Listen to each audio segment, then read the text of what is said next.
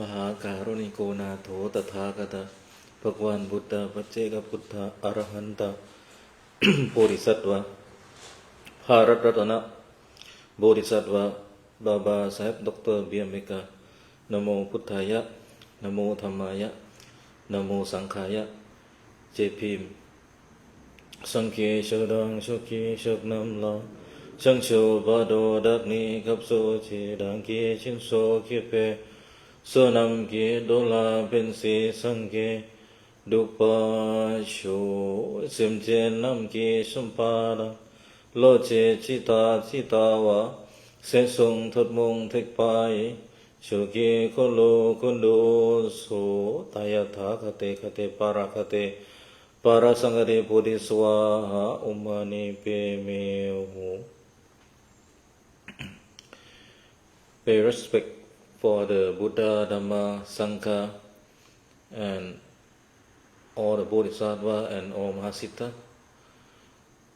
Respected to the most venerable Phra Mahajanya, Doctor, Prajan Doctor Phra Mahajanya Suttiyano, the abbot of Wat Buddhapanya, and respected to the most venerable Dr. Phra Narinto, and humble greeting to Ajahn Vacharin Kakari, and greeting to all Ubasok Ubasika, all lay people or followers who come and watching. So today I'm gonna talk about the history of the Gelugpa. So from the past I talk about the history of Theravada Buddhism and the history of Vajrayana Buddhism, how the Vajrayana Buddhism evolution from India and then adapt or separate to Asia countries such as Tibet and some part of Mongolia, and also that I'm talking about the history of the Theravada Buddhism, how come that it was started from the third council, from the time of King Samran Asoka or the Emperor Asok, who are very great king and who support the Buddhism and send all the Dhammaduta monks to spread the Buddhism in around India. And today let's try to focus about the history of Gelugpa. So first of all, you have to understand Gelugpa is a new, we can say it's one of the new, actually it's not new.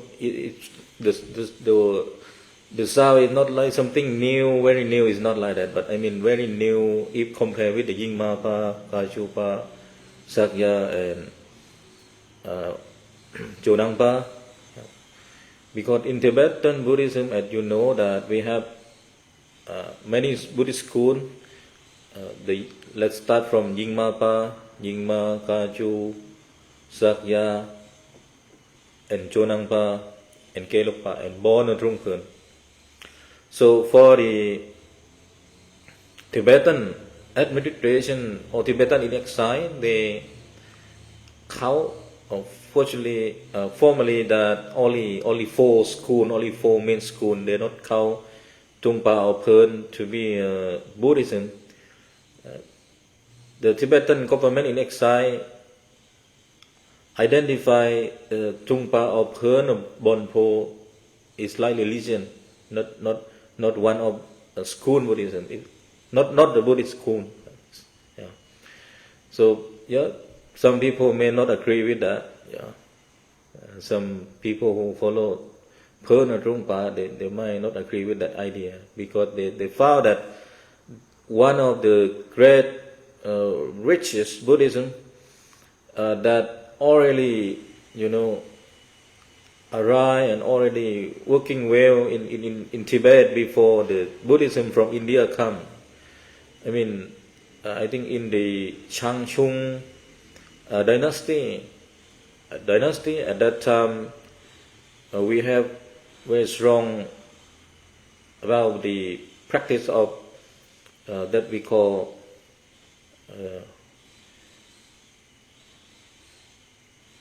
let me think a little bit. Sorry, that also Yingmapa have that kind of thing. The practicing of. I will tell you later now. Absolutely forgot. Yeah, that one of practicing the main practicing of Yingmapa. I can say that because let's say in Kagyu or Kaju they're practicing about the Mahamudra and Gelugpa practicing Lo Chong, something like that. So for the Yingmapa and for the Trung or Trung, for the Phern or Trung Phern, they have something is very the same, the practicing of the Trungpa and Yingmapa. So then the Gelugpa, as I told you, that very new because Gelugpa is reformer. It's just a reform from other school, and Gelugpa master come to learn from different school. Yeah. And that time, I think that started from J. Songkhapa, or one of the great master from Gelugpa, after Adisati Bhankara.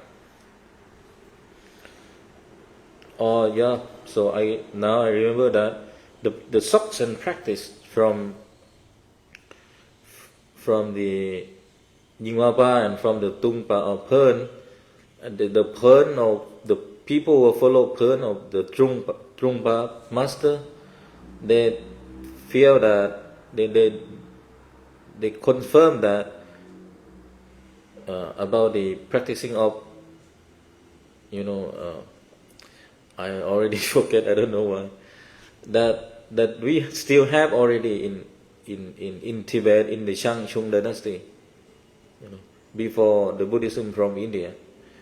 So when I read that, I found very interesting story. I don't know which one is right or which one is wrong, but they have academic book and mention about that kind of thing, about that kind of thing, the practicing, the main practicing from Yingmapa and from Tungpa or Phern, So and later on the Gelugpa become very strong,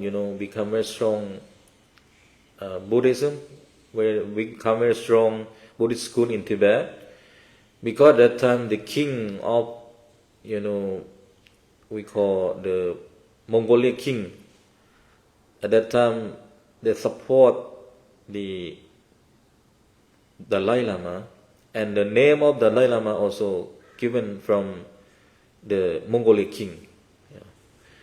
And another side also the Chinese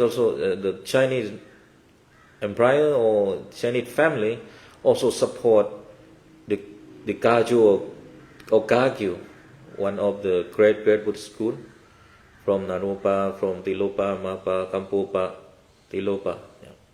So the Chinese family or royal family from China, they support the Kagyu or Kagyu.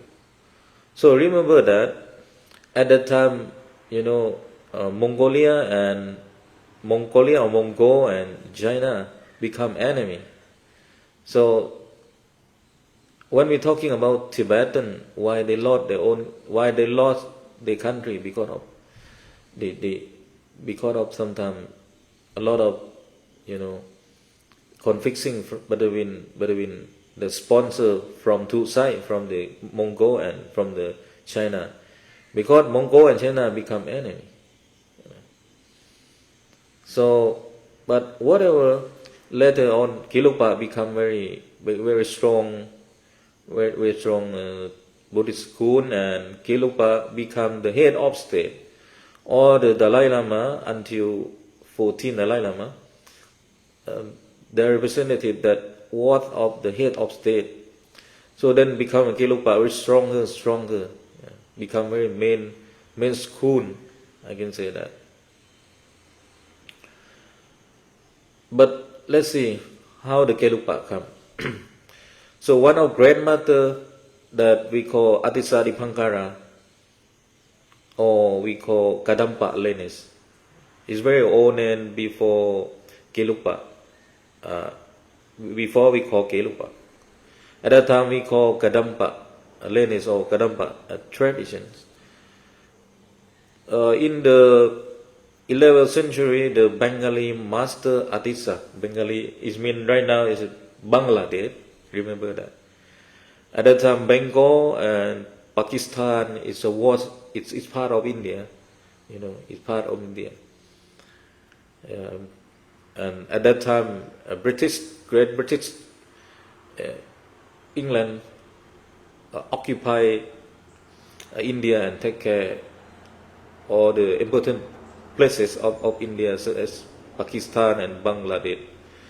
So before we don't call Bangladesh, at that time we call Bengali.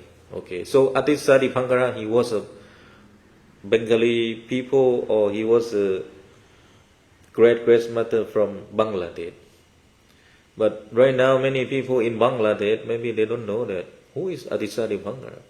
So when I talk about when I discussion with the Theravada who live in Bangladesh, they say, I never heard about Atisa Dipankara, who is Atisa Dipankara.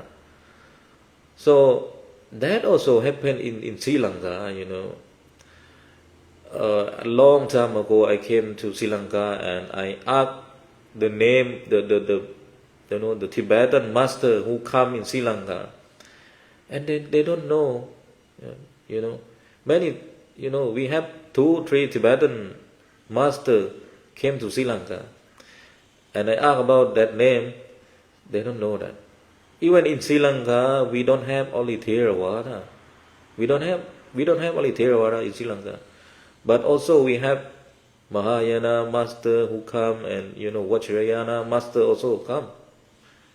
And so that's why in Sri Lanka we have Vajrapani, Padmapani, or Avalokitesvara statues. This is because of developing of Mahayana and Vajrayana. Let's see. But when I talk about when I come to talk with the Theravada friend, they don't know. They don't know that. I don't know what happened about the, perception to understand about the worldwide idea of Buddhism, to think something wisely about Buddhism.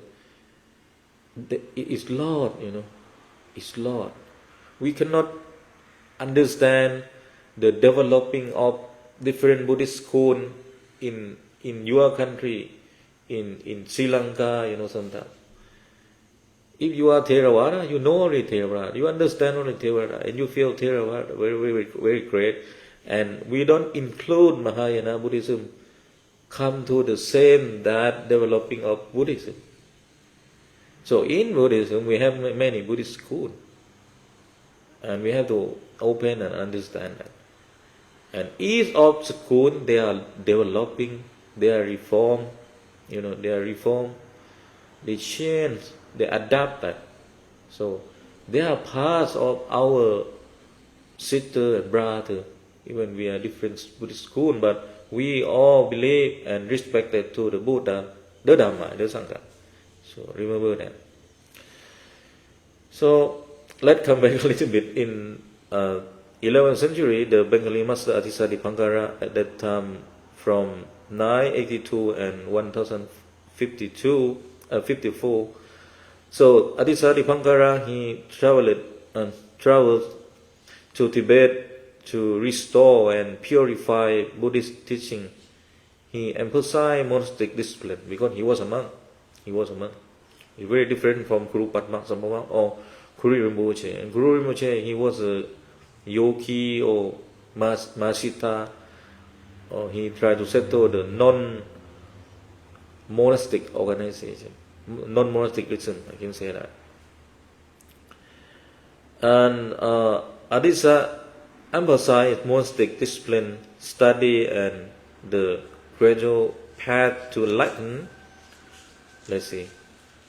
They are trying to practicing to achieve enlightenment.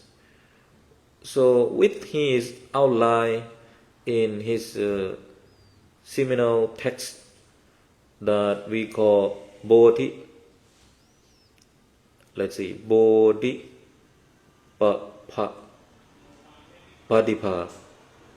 I think I'm sure in Sanskrit, we call Bodhi Tapadipa. So in English we call lamp for the path to enlightenment.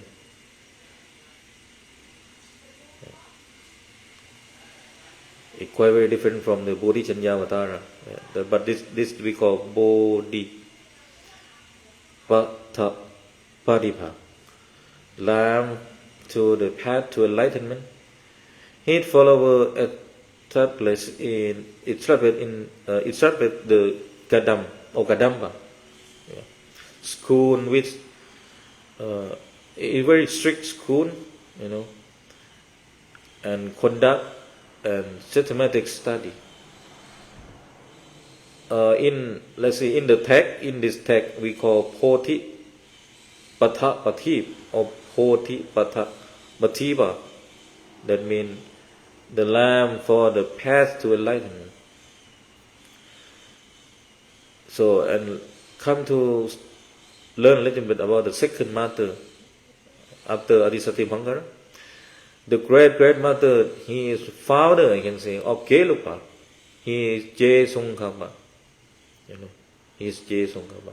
And he is the founder of Gelugpa, I can say that.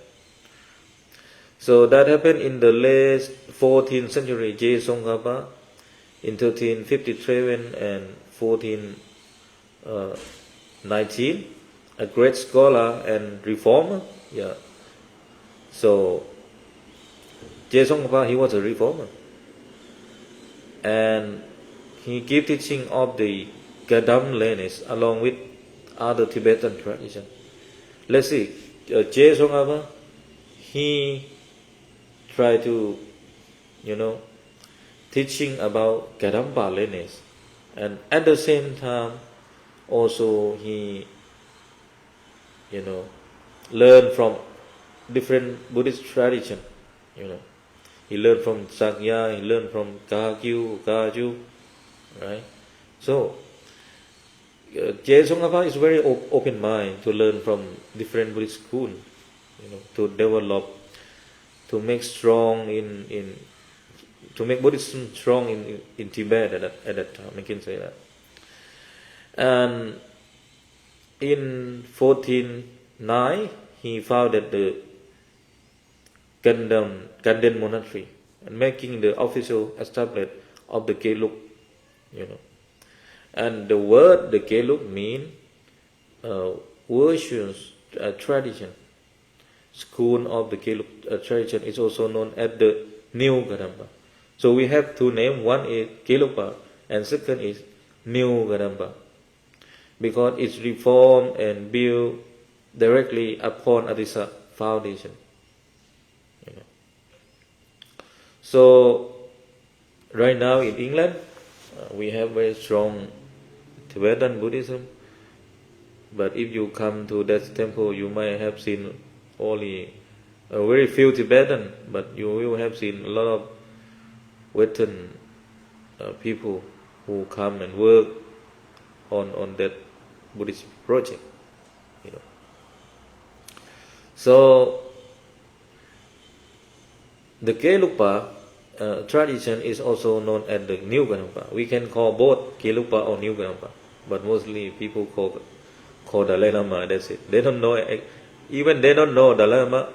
They don't know where Dalai Lama come from, which lineage Dalai Lama belong to. They doesn't know that.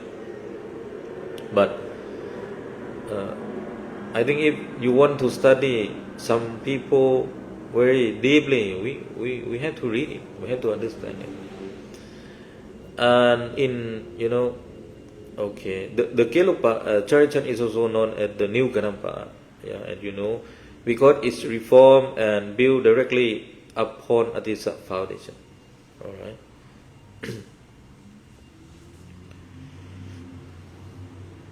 Then core, let's see, core, or the same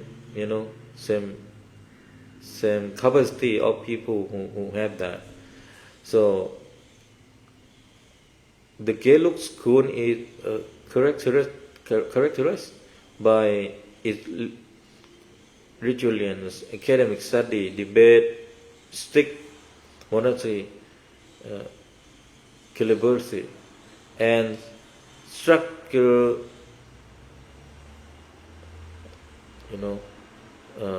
structure thesis, I think. Not actually thesis. Let me check the academic word. So not easy. Just want to check the pronunciation.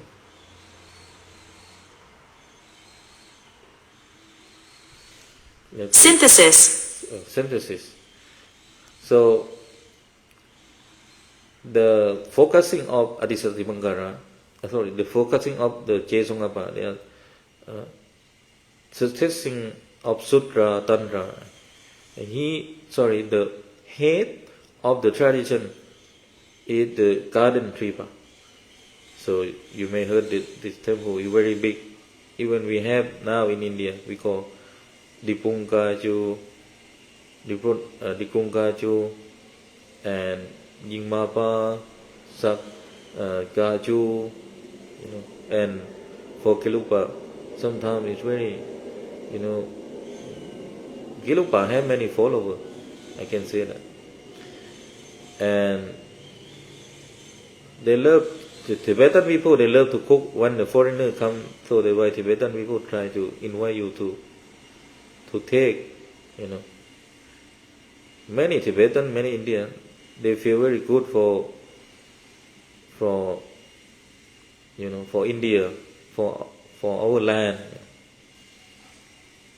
Let's see, very surprised, very impressive, how another guy who come and support a lot of things, And let's see, the head of the tradition is the garden tripa. We call garden tripa.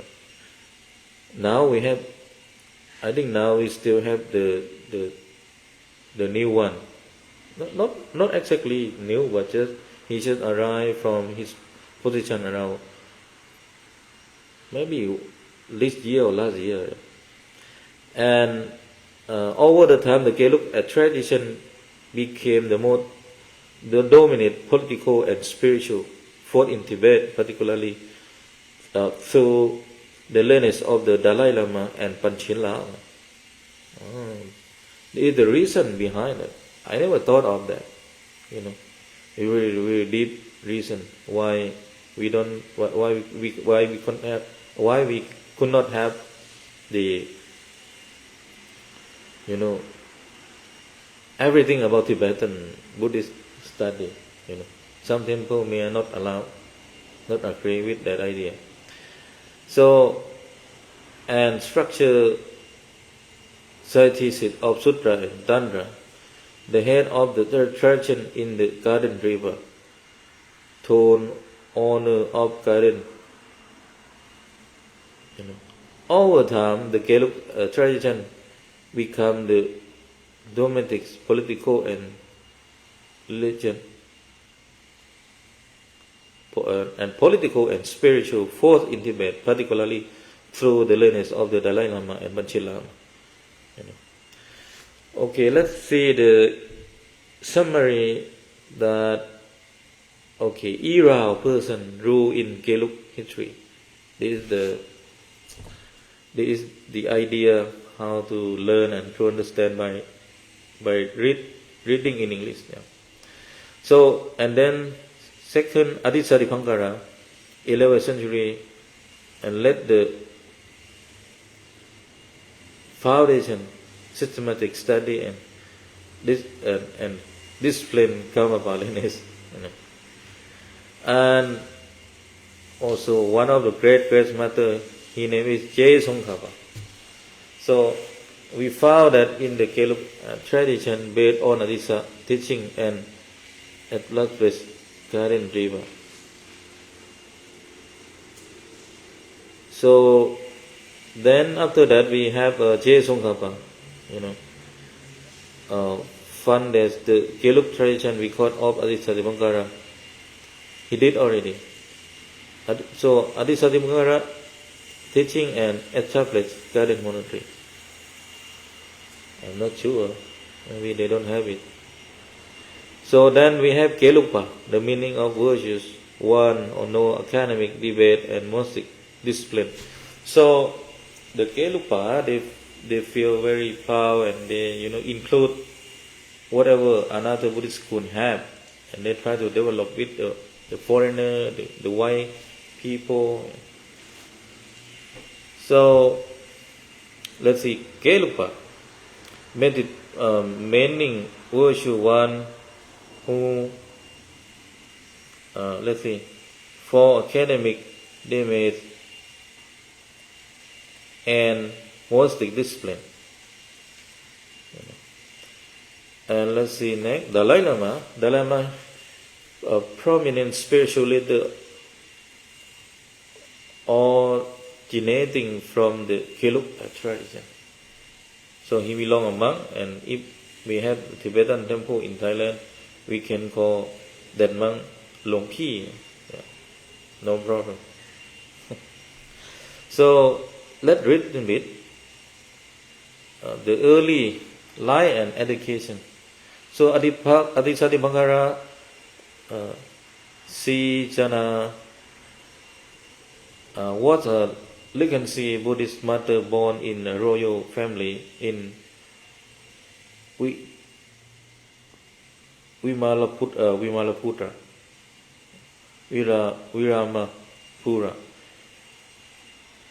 Bangalore monastery,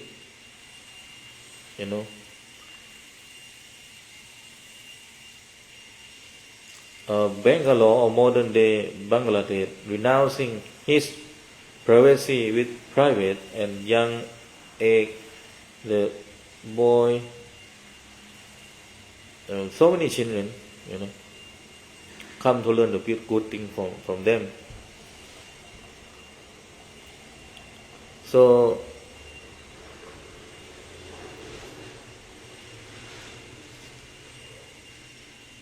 let's see a little bit the history of Adisadipankara. So Adisadipankara, he was born in 1982 or 1052. Was a legacy Buddhist master born in a royal family in Vikaram. So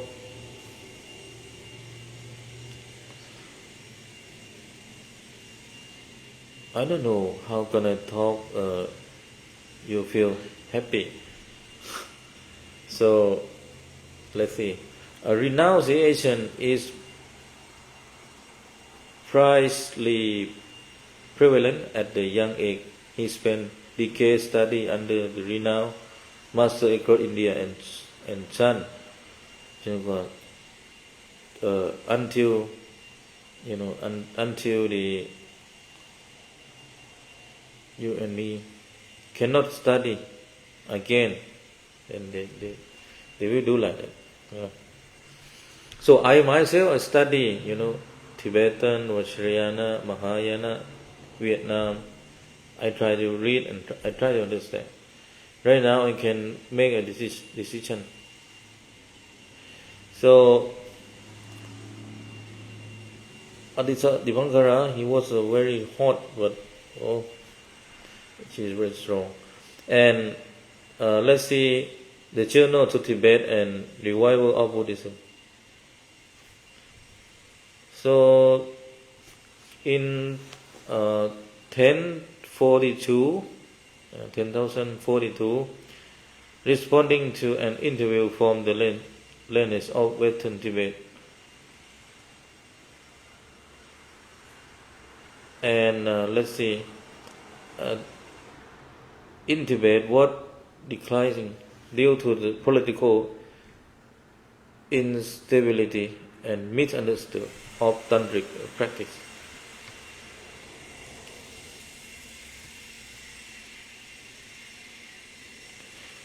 So then let's see, the major work and legacy.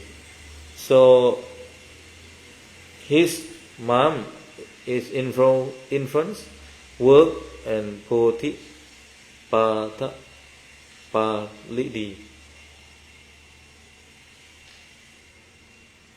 So his teaching say the foundation of Gelugpa of Dhamma. And let's see, the major work and legacy.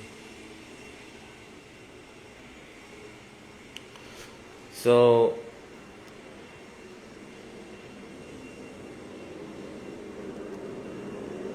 he was influence work the Buddhapanya lamp for the enlightenment.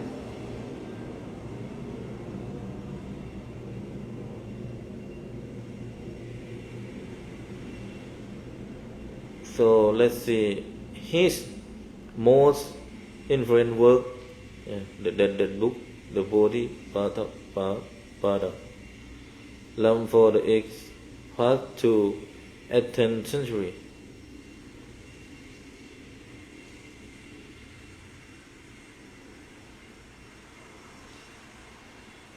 So let's read a little bit the timeline, quick summary. 1982 CE, born at a prince, in Bengal, and 112 to 122. They are talking about love and asking me why you not married. And in 42 and 46,